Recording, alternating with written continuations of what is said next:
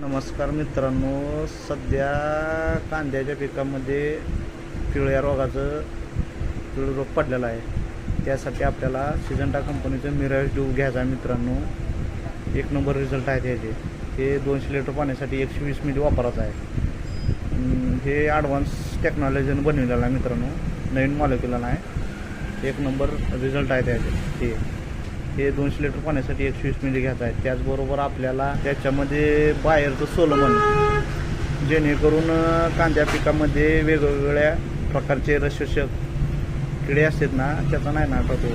कोणत्याही प्रकारचं रसशोषक किड्याचं नियंत्रण करतं सोलमन मित्रांनो. ते जबरदस्त रिझल्ट आहेत ह्याचे.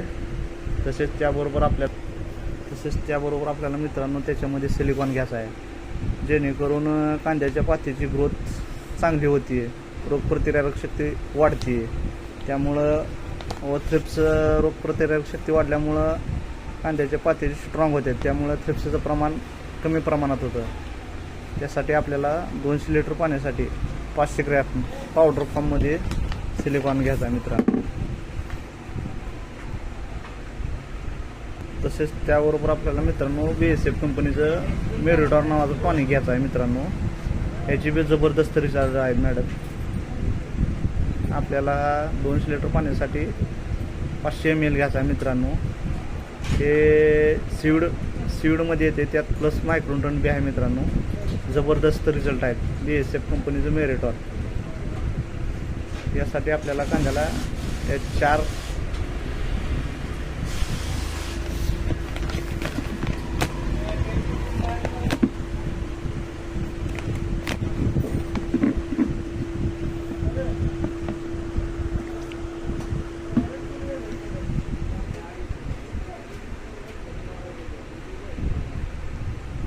4 प्रकारच्या औषधाचं कॉम्बिनेशन करायचं आहे मित्रांनो, जेणेकरून कांद्या पिकाचे रिझल्ट उत्तम येतात. एकदा आवश्यक वापरून बघावे.